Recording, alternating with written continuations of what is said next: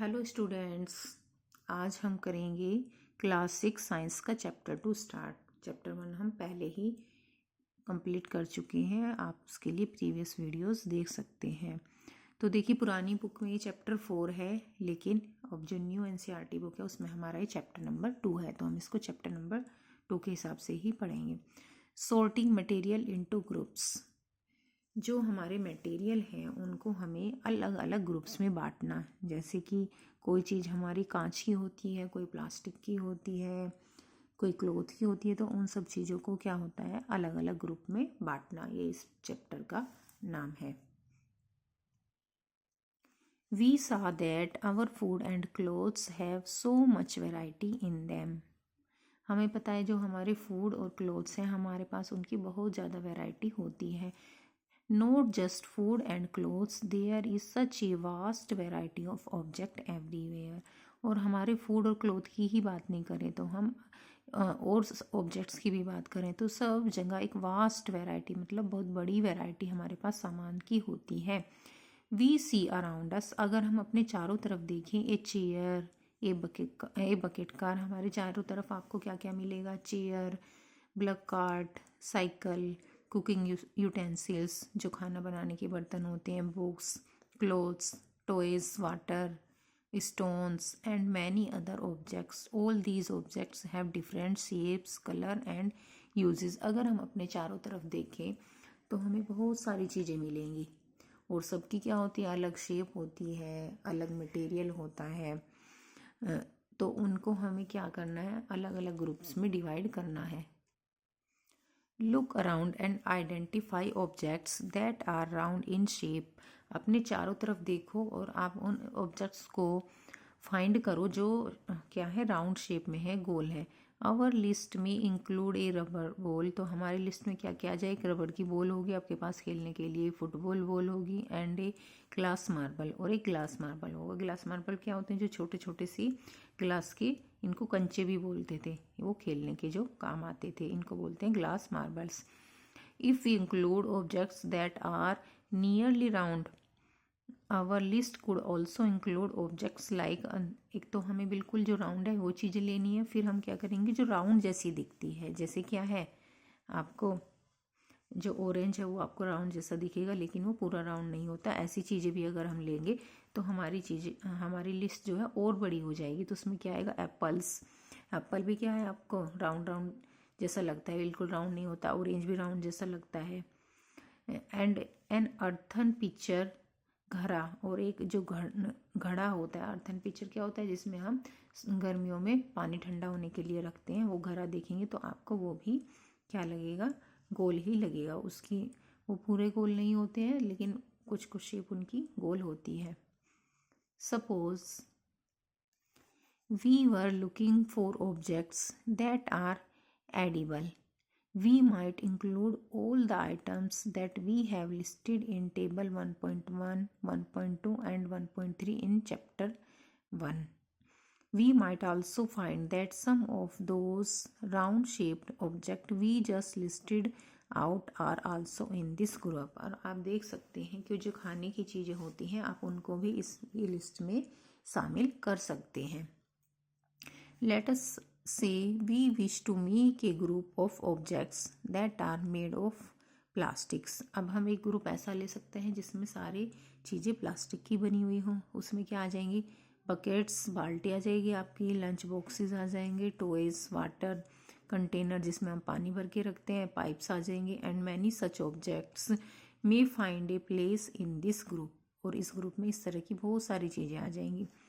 There are so many ways to group object, और इस तरह बहुत सारे मेथड हैं, क्या है, बहुत सारे मेथड हैं ग्रुप ऑब्जेक्ट को ग्रुप में करने के लिए, ऑब्जेक्ट की ग्रुपिंग करने के लिए इस तरह के और भी मेथड अवेलेबल हैं।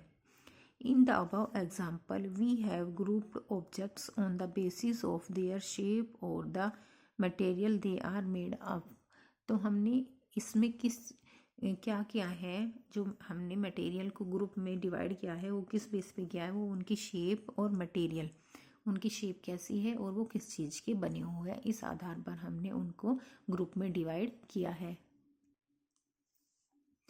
All objects around us are made of one or more material.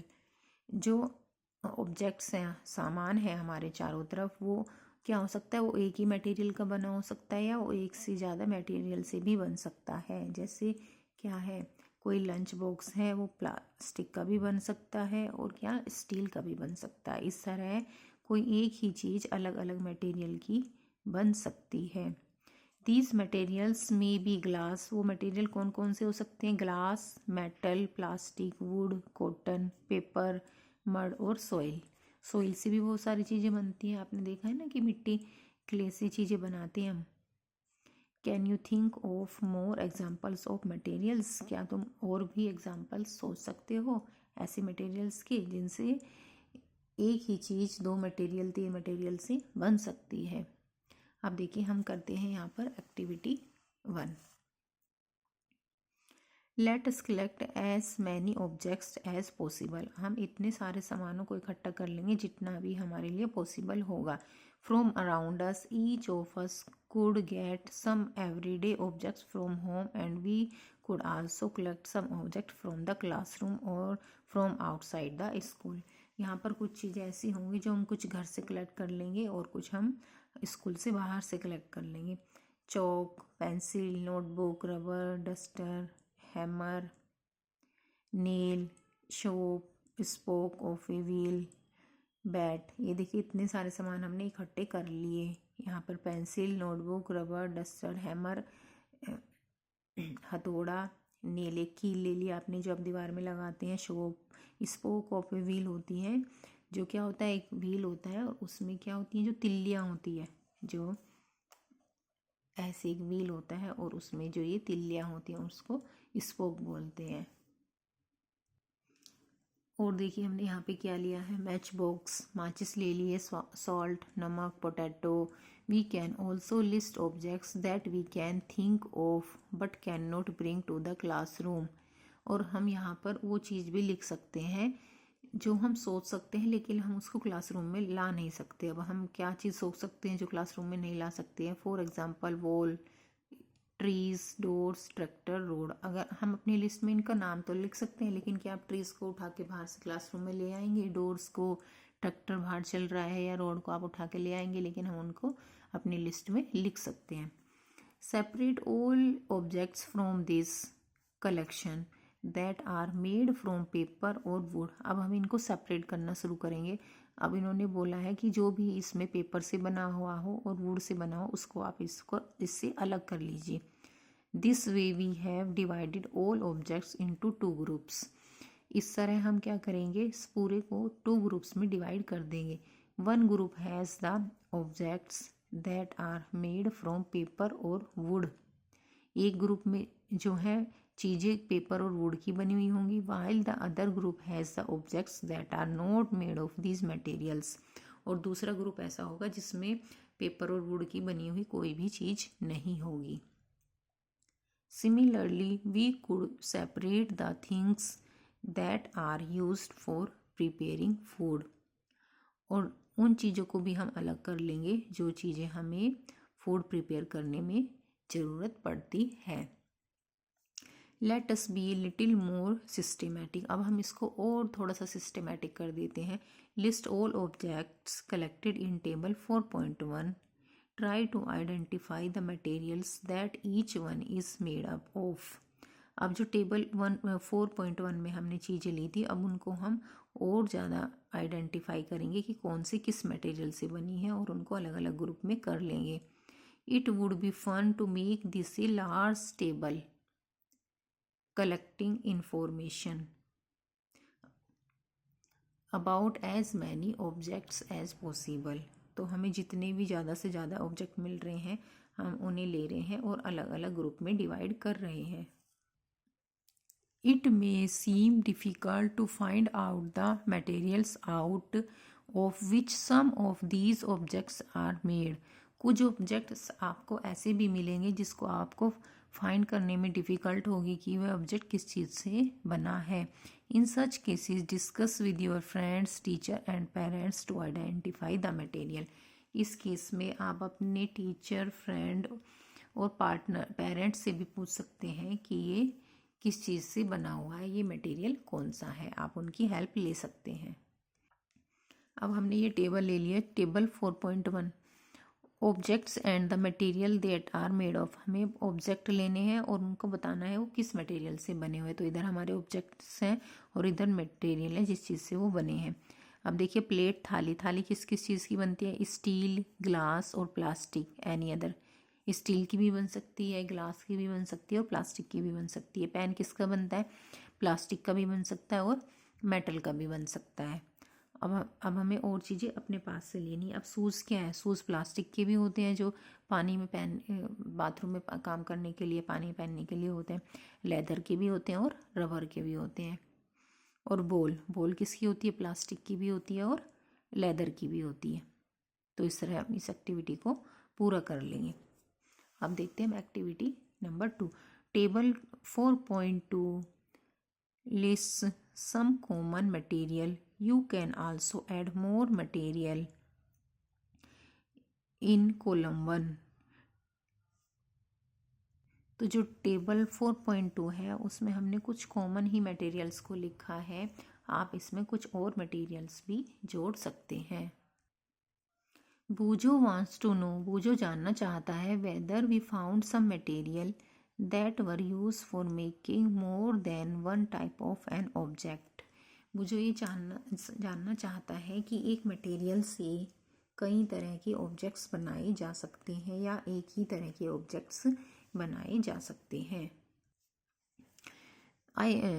That are known to know you.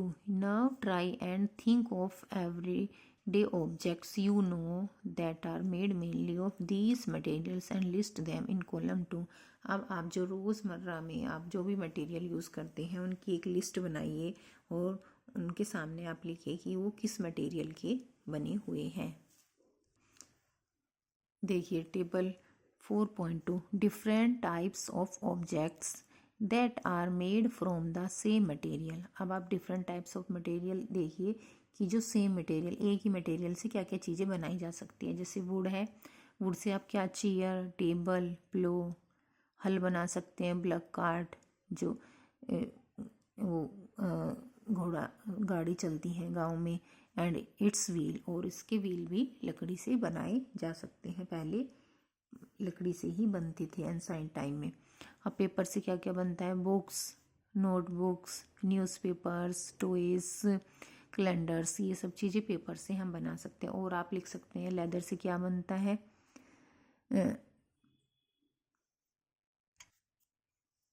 देखिए लेदर से बन सकती है बेल्ट, बॉल, और प्लास्टिक से क्या क्या बना सकते हैं आप, pen, box, tiffin, chair, table. Cotton से क्या क्या बन सकता है, क्लोथ्स, बैग, हैंड बैग, और भी बहुत सारी चीज़ें बन सकती हैं, वो भी आप लिख सकते हैं। What do we find from these tables. इन टेबल्स को देखकर हमें क्या समझ आया। First we grouped objects in many different ways. हम ग्रुप्स को मैनी डिफरेंट वेज में क्या कर सकते हैं, डिवाइड कर सकते हैं। We then found that objects around us are made of different materials. और हम देख सकते हैं कि जो भी मटेरियल हमारे पास है वो अलग अलग मटेरियल्स के बने हुए होते हैं।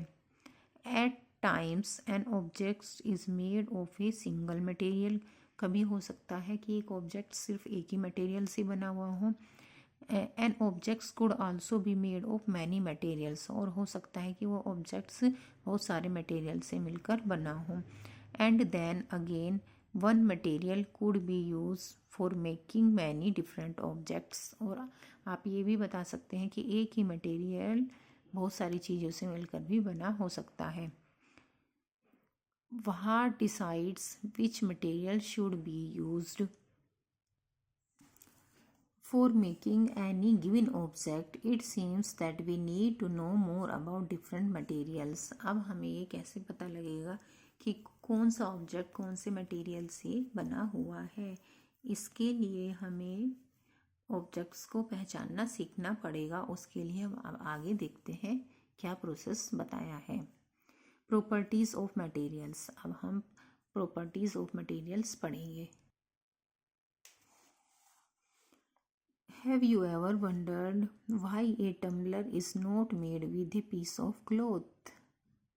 तो आप इन्होंने कहा कि आपने कभी ये नहीं सोचा कि जो टम्बलर ग्लास होता है वो कभी क्लॉथ से क्यों नहीं बनाया जाता।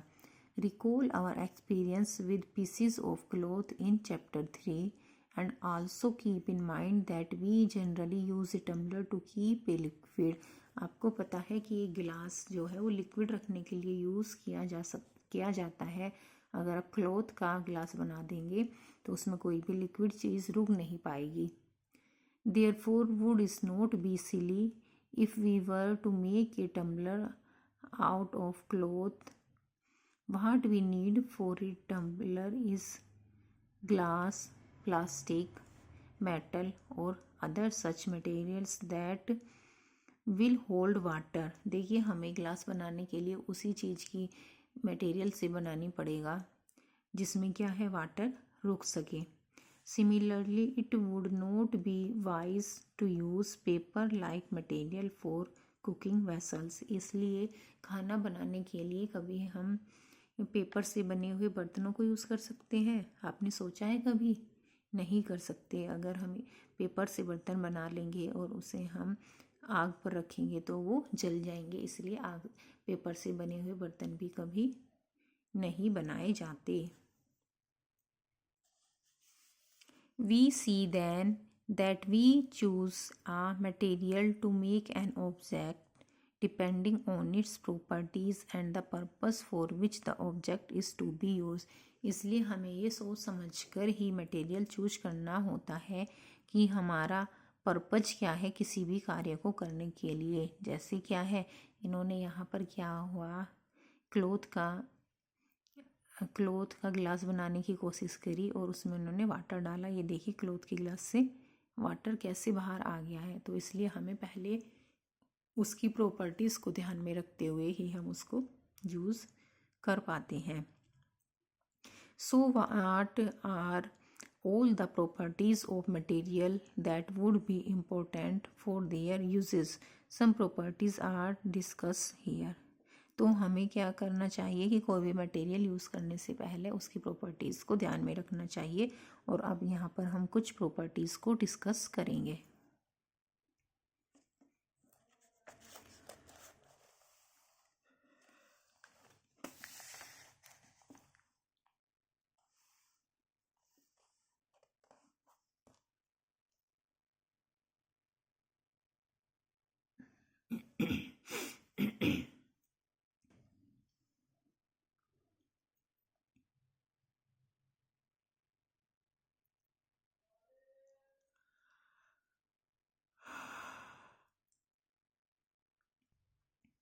What do you notice? तुमने क्या देखा?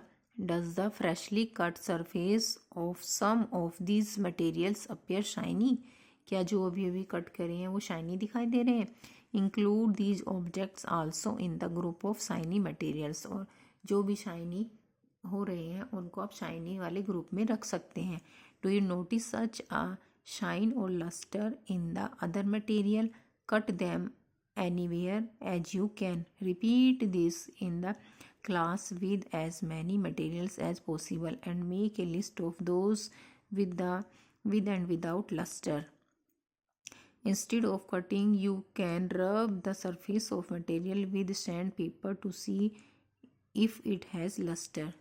देखिए अगर आप किसी मेटल वायर को 2 पार्ट में बांट रहे हैं तो आप उसके बाद देखिए क्या उसमें तब भी चमक बनी हुई है। और फिर उसके सरफेस को आप किसी सैंड पेपर से रगड़ कर देखिए कि या उसमें अभी भी चमक है। अगर चमक है तो आप उसको शाइनी वाले ग्रुप में उसको रख सकते हैं। देखिए हमने ये रोड ली है और इसको पहले हमने देखा है शाइनी है नहीं, फिर हमने इसको 2 पार्ट्स में कट कर दिया है। उसके बाद भी हम देख रहे हैं कि उसमें लस्टर चमक है या नहीं है। अगर उसमें लस्टर होगी तो हम उसको शाइनी वाले पार्ट में डिवाइड करके रख देंगे।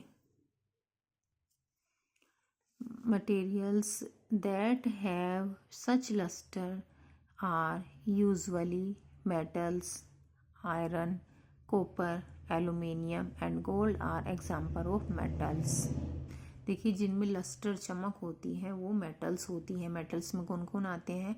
आयरन, कॉपर, एल्यूमिनियम और गोल्ड आते हैं, इनमें चमक होती है। Some metals often lose their shine. कुछ मेटल्स क्या होते हैं? अपनी शाइन खो देते हैं।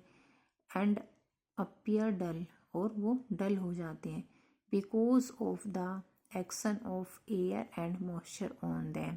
जब उन पर एयर और मॉइस्चर आता है तो क्या होता है? उन पे क्या होता है? अपनी शाइन खो देते हैं। जैसे आयरन को आप कभी भी खुले में छोड़ देंगे तो उस पर जब मॉइस्चर आएगा तो उस पर आप देखते हैं कि रेडिश रेडिश रेडिश सा कुछ दिखाई देता है, उसको जंग बोलते हैं। वो क्या होता है? मॉइस्चर की वजह से आने लगता है। If therefore notice the lustre only on their freshly cut surface when you visit an iron smith और a workshop, look out for freshly cut surface of metal rods to see if they have luster। आप कभी भी किसी iron Smith मतलब लोहार के पास जाइए जो लोहे का काम करते हैं, या किसी वर्कशॉप में जाइए और वहाँ पे आप फ्रेशली कट सरफेस को देखिए जो मेटल का कट होता है कि वो शाइन करता है या नहीं करता।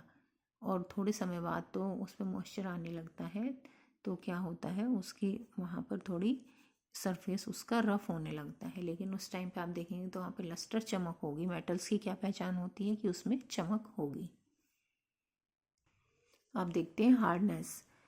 When you press different material with your hands, some of them may be hard to compress while other can be easily compressed। देखिए आप कोई भी मटेरियल जब हाथ में लेंगे किसी को, जैसे आपने पेपर ले लिया और आप उसको फोल्ड दबा रहे हैं तो क्या होगा? आसानी से दब जाएगा, लेकिन सभी चीज़ें नहीं दब पाएंगी। जैसे आपने पेपर को तो दबा सकते हैं, अगर आप मेटल ले रहे हो तो मेटल को दबाने लगे तो वो नहीं दब पाएगा। Take a metal key and try to scratch with it the surface of a piece of wood, aluminium, a piece of stone, a nail, candle, chalk, any other material or objects। और यही क्या कर सकते हैं आप?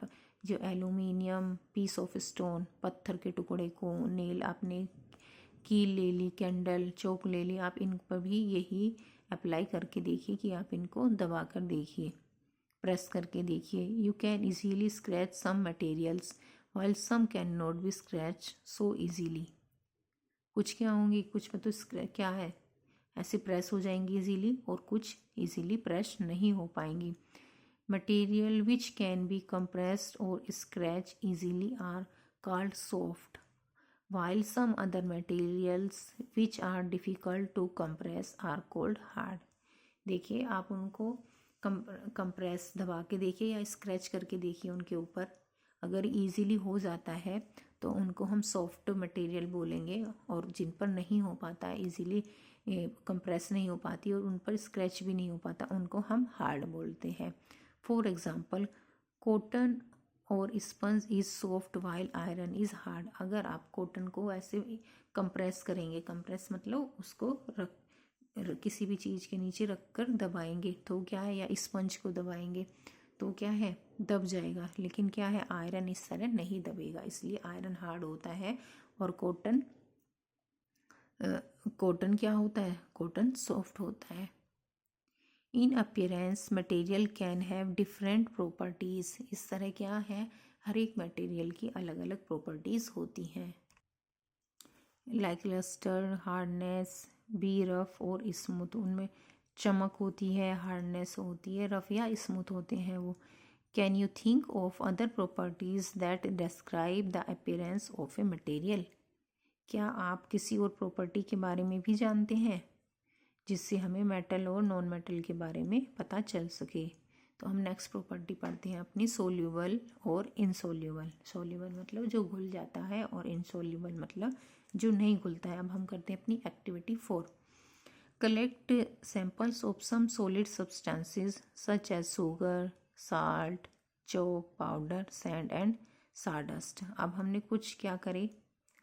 कुछ material इकट्ठे कर लिए हमने। क्या क्या करा है उसमें? हमने शुगर ले ली है, चीनी, साल्ट नमक, चॉक पाउडर ले लिया है, सैंड रेत ले लिए और साडस्ट हमने लकड़ी का बुरादा ले लिया है। टेक 5 ग्लासेस और बीकर्स, और हमने ये सब सामान ले लिया और हमने 5 गिलास ले लिए या बीकर ले लिए हैं। देखिए हमने सब चीज़ें ले ली और ग्लास लिए और बीकर। देखिए या तो हम ग्लास ले रहे हैं या बीकर इस तरह की होती हैं जो हम लैब में यूज़ करते हैं। Fill each one of them about 2/3 with water. अब इनमें से सबको हमने क्या है, हमने 2/3 उनमें वाटर डाल लिया। अपने थोड़ी जगह हमने ऊपर छोड़ दिया और उसमें 2/3 तक हमने वाटर फिल कर लिया है। Add a small amount spoonful, और हमने एक चम्मच भर के शुगर की डाल दी है to the first glass. First glass में हमने शुगर डाली है, सेकंड में हमने साल्ट डाला है। Add small amount of the other substances into the other glasses, और जो हमने अलग अलग सब्सटेंसेस लिए थे, जो अलग अलग चीज़ें ली थी और ग्लास में हमने वो डाल दिए। Star the content of each of them with A spoon, और फिर हमने उसको क्या करा है, चम्मच की हेल्प से उसको हमने खूब मिला दिया है। Wait for a few minutes, फिर हमें कुछ मिनट्स के लिए हमने क्या करें, वेट की है। Observe what happen to the substance added to water, तो जो हमने वाटर में सब्सटेंस डाला था उसका क्या हुआ। Note your observation as shown in table 4.3, आप अपने ऑब्जर्वेशन को इस तरह ऑब्जर्व करिए जो यहाँ पर दिया गया है। What disappears what does not, what disappears मतलब क्या उसमें घुल चुका है और क्या अभी हमारा उसमें बच गया है। अब हम देखते हैं क्या क्या हमारा बचा होगा। हमने पहले साल्ट लिया था, डिसअपियर कम्प्लीटली इन वाटर, जो साल्ट जो है हमारा पूरी तरह घुल चुका है। शुगर भी हमारी क्या होगी, पूरी तरह कम्प्लीटली डिसॉल्व हो जाएगी। सैंड ली है हमने, सैंड का क्या क्या है, डज नॉट डिसअपियर। सैंड क्या होती है, सैंड तो पानी में नहीं घुलती है, तो इसलिए यहाँ पे लिख दिया does not disappear. Chalk powder क्या है, डज नॉट डिसअपियर, और चॉक पाउडर भी वाटर में हमारे नहीं घुलता है, वो भी हमें ऊपर ऊपर तैरता हुआ दिखाई देगा। साडस्ट जो लकड़ी का बुरादा है उसका क्या हुआ है, disappear in you will notice that, sorry sawdust जो है डज नॉट डिसअपियर, तो क्या है जो साडस्ट है लकड़ी का बुरादा है वो भी पानी में नहीं घुलता है, इसे लिख देंगे does not disappear. You will notice that some substances have completely disappeared और डिजोल्व इन वाटर, तो इस तरह आप देख सकते हैं कि जो कुछ सब्सटेंसेस है वो कम्प्लीटली डिजोल्व हो जाते हैं वाटर में और कुछ नहीं हो पाते। We saw that the substances are soluble in water, इसलिए हम कह सकते हैं कि जो ये सब्सटेंसेस हैं ये वाटर में सोल्यूबल है। Other substances do not mix with water and do not disappear even after we stir for a long time, और हम कह सकते हैं कि कुछ जो सब्सटेंसेस हैं वो इसमें डिसअपियर ही रहते हैं, तो इसका मतलब है चाहे आप उसको कितने ही टाइम तक घोलते रहें तो वो क्या होता है उसमें नहीं घुलते हैं, तो उनको हम बोलते हैं इनसोल्यूबल। तो सोल्यूबल होते हैं जो घुल जाते हैं और इनसोल्यूबल होते हैं जो हमारे सब्सटेंसेस नहीं घुलते हैं। These substances are insoluble in water, और जो ये सब्सटेंसेस होते हैं ये वाटर में इनसोल्यूबल होते हैं। Water plays an important role in the function of our body because it can dissolve a large number of substances, जो वाटर है हमारी बॉडी में एक बहुत ही विटल रोल प्रयोग होता है वाटर का, क्योंकि जो भी बॉडी में हमारे वाटर जाता है उसमें हमारे शरीर के बहुत से सब्सटेंसेस डिसॉल्व हो जाते हैं और हमारी बॉडी से वो वाटर के थ्रू स्वेटिंग और यूरिन के थ्रू निकल जाते हैं, इसलिए हमारे शरीर में वाटर का एक बहुत ही इम्पोर्टेंट रोल है। Do liquid also dissolve in water, तो क्या जो लिक्विड्स चीज़ होती है वो भी वाटर में डिसॉल्व हो जाती है। जी हाँ, कुछ चीज़ें कुछ लिक्विड्स तो वाटर में डिसॉल्व हो जाती हैं और कुछ रह जाती हैं।